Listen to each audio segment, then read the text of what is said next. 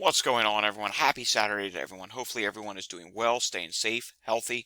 If you had to take a COVID test, hopefully you have tested negative. If you did test positive, I hope you have a full and speedy recovery with no long-term issues. It is time now for the Saturday edition of the Pandemic Update for Saturday, January 20th, 2024. If you're new to my channel, welcome to my channel. This is where we do the daily pandemic update on not just COVID, but many different health topics and viruses that are out there. So if at the end of this video you learn anything, subscribe to my channel down below. Give this video a thumbs up and leave your comments. Tell me what you think. All right, we have a jam-packed show for you today. I'm not kidding you. We have a ton of stuff to get through. So let's get right into it, shall we? First, we're going to take a look at some news. Then we have two states that we have not looked at in a very long time. I found two dashboards that are still in existence. One, I hope we can get to work because it's a southern state. I think I just gave away which state it is when I say get it to work. Yeah, I'll just give it away now. It's Florida. We got to talk about Florida because, Florida, the Sunshine State, does not always take COVID seriously. Our first news of the day comes out of Port Orchard, Washington, in the Pacific Northwest.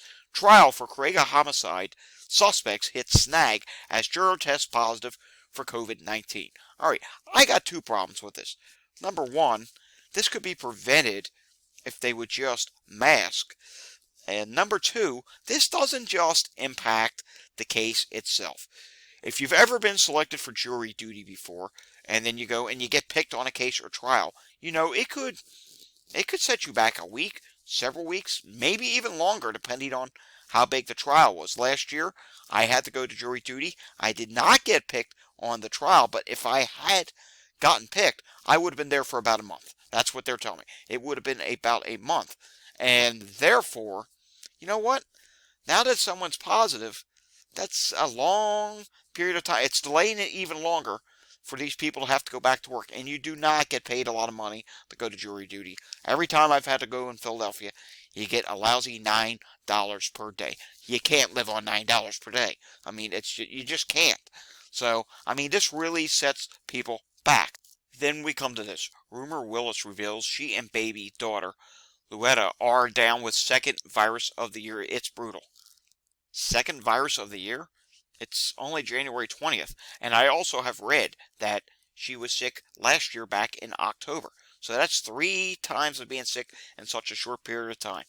Doesn't say if she had COVID, but as we know, some people who have had COVID then go on to get sick again and again and again. And I personally do know people who have been sick again and again. And one, sadly, is no longer living. All right, moving on to our next story. We have to talk about China now. China saw nearly 700,000 more deaths in 2023 after zero COVID ended.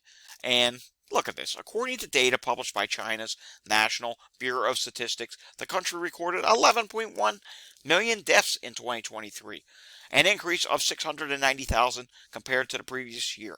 And before you think, well, China does have over a billion people. Okay, that's fine. They do. They have over a billion people. They also just had 11.1 million deaths in 2023. That's more than the population of many countries. Imagine if the United States lost 11.1 million people in 1 year. Yeah, that's a lot of deaths, don't you think? That's just an unacceptable number. All right, here's an article. We're going to read the headline, then we're going to kind of correct the headline, then we're going to find out a few other things. CDC map shows Tennessee has highest illness level in the U.S. Okay, they're saying illness. They're not going off telling you that what they really mean. The map shows influenza. Let's go down here. Taking a look at this map here. This is the CDC map for flu.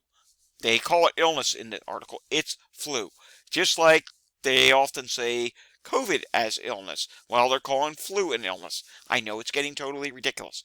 What they mean by this highest level is this purple shade that is right over Tennessee, which, by the way, was only introduced last year. CDC map never went to purple prior to last year. Flu's been around for how long? Yeah, it's been around for decades and decades. Heck, it's been around for over a century. And the CDC map, I don't know what year they first started this map, but last year they had to introduce a new color because levels got so high. We saw that Louisiana was at this level recently, South Carolina, New Mexico, I believe, as well. Several states were in this category, and Tennessee is no stranger to it as well. So, yes, this is not good whatsoever. And it does say here, keep in mind, though, that flu is not the only sickness going around. Health officials said hospital admissions for COVID dropped 9.6% last week, but coronavirus-related deaths increased 10.3% in the same week. Meanwhile, more people have been testing positive for RSV over the last few months. We're also going to be talking about their neighbor, Kentucky, in just a short bit. All right, switching gears here. Long COVID explanation. A new study possibly paves way for tests and treatments. I will be sharing this on Twitter. I think I already did. I will be adding this to my website as well. But I did want to read one little excerpt from this. Repeated blood samples turned up important differences in their blood. A group of proteins indicated that a part of the body's immune system called the complement system remained activated long after it should have returned to normal. So it just shows again, COVID can cause things to be disrupted, and they can stay disrupted for a long period of time, even after you tested positive and have recovered, or maybe not recovered. It depends. Some people do go on to long COVID. That about 20 to 30%, in fact, do go on to long COVID. So, again, it's just another way COVID can disrupt things. All right, now we have to talk about Kentucky. U.S. state suffers wrath of new COVID variant with 75% increase in deaths. The COVID death rate in the state of Kentucky has had a dramatic increase in the last week, causing concern. Let's read about this. A shocking new statistic has shown that COVID deaths in one particular state, meaning Kentucky, increased by 75%. The data revealed by the Center for Disease Control tracks hospitalizations, deaths, emergency department visits, and test positivity. The numbers showed that COVID was the cause of 9.6% of overall deaths in Kentucky in the last week. Let's continue down because we find out some more information that, my friends, is not very good and clearly stresses why I continue to use the thumbnail, "The pandemic is not over," because it isn't. Read this. As a new strain sweeps across the nation, increased COVID death rates are popping up in many states. The COVID death rate rose to 6.2% in Oklahoma and 5.3% in New Hampshire. 6.2%. And mind you, they do miss a lot of cases, so people not being tested for COVID who pass away and maybe actually were COVID, add that to the mix as well. So, yeah, this is really bad. And it says, each year the cold weather brings a spike in cold, flu, and related viruses. That's true. COVID is highest in the wintertime. But what is something we saw last year and other years? Last year we did, in fact, see a summer wave. The previous year we saw a spring wave, which then led to a summer wave, and just a continuous wave throughout the year. COVID and its deaths can happen at any time of the year. All right, moving on to this now. Talking about measles. Just going to read a headline. If you want to read the full story, I will tweet it out because, again, we got a lot more things to get through yet. Georgia's first measles case since 2020 confirmed in Metro Atlanta. And yes, measles, it's been a thing. I actually had to create a section just for threads containing information on measles on my website. If you want to visit my website, it's datareport.info. Of course, it'll be in the description down below. So yes, measles has become a thing. Hopefully it doesn't continue to spread, because I'm telling you, if it becomes a bigger deal, we might actually have to do a dedicated measles video at some point. Hopefully it will not come to that. All right, let's go to a state that we have not looked at in a really long time. Here we go. Florida. Yes, they still have a dashboard. And we're just going to take a look at some totals here for Florida. In 2024, Florida has had already 43,631 reported COVID cases. Mind you, a lot of people are not getting tested.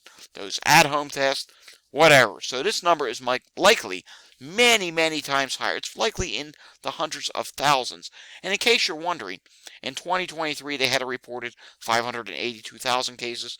Prior to that it was 3 million. You can see here it dropped less people getting tested. Can we also take a look at deaths? I believe we can take a look at deaths in Florida. And let's go on a statewide level.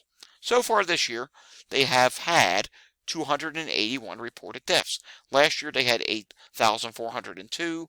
Prior to that, 21,000. And what is this? 2021, they had 39,866 COVID deaths. That just shows you how bad that Delta variant. Remember the Delta variant?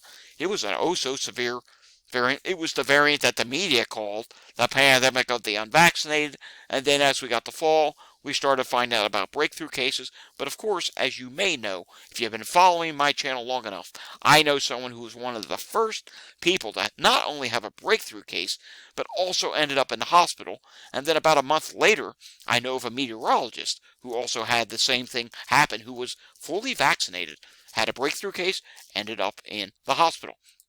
All right, another state that we have not looked at in a long time. Yes, North Carolina respiratory virus dashboard summary. Now this data, it's about a week behind, but hey, we haven't looked at it in a while. So let's take a look here. Emergency department visits for respiratory viruses. Last week, meaning prior to January 17th. So actually, no, this is up to date. Last week, 13.5% of emergency room visits had symptoms of a respiratory virus, a decrease from the previous week, which was 18.1%. So that is a big increase, and we can see hospital admissions here. 899 admissions for COVID, and 504 were for influenza. Can we find out any other data here? No, but guess what? It's fantastic that we took a look at what's going on in North Carolina. I am going to continue to search other states. Maybe, just maybe, I will share your state down the line. I'm not going to share all 50 in one day, but I'm going to add a few each day, and maybe we'll go and look at these states each week. And, on a day that's slower, I will go to more states. That way I am spreading more stuff and more awareness to you. And speaking of what's going on in North Carolina, we do have to take a look at this. This is out of Raleigh, North Carolina. The state saw its largest number of flu deaths last week with more than 51 deaths. Yeah, 51 flu deaths in 1 week. That's not a good thing. All right, let's take a look now at some air quality data. And a note, I do have another channel, which is at Climate Data Report. I'm going to be posting something either today and tomorrow because there's something really interesting that's going to be going on in the southern Gulf Coast states that I think needs to be talked about because they're in a pretty bad drought, and all suddenly they're going to go from drought to perhaps flooding and maybe severe weather. See my other channel. I'm going to definitely do a short little something on that. All right, we're not going to take a look at any wastewater data today. Oh, wait, that's right. We need to take a look at this air quality data, don't we? The West Coast, fireplace season, and the East Coast, not terrible. A few places that are moderate at this time. Of course, this is something, it's very important because air quality can infect our health, impact our health. National positivity trend at Walgreens for COVID, 27.5%. I wanted to share with you today the levels of EMS calls in Philadelphia. I keep refreshing this. Hasn't come in yet. We can do a live look in at the suburbs and see what's going on there. And we do see not terribly busy right now in Montgomery County. And how about Chester County? I have to refresh this. There are some calls going on there. Respiratory difficulty, sick person, stroke, that's never a good thing. Heart problems.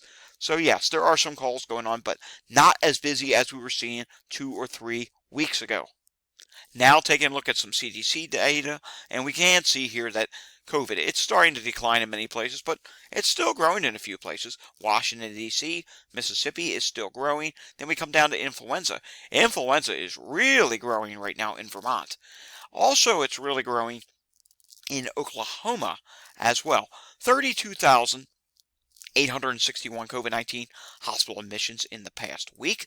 Taking a look now at some data from the JN.1 variant, it's now at 85.7%.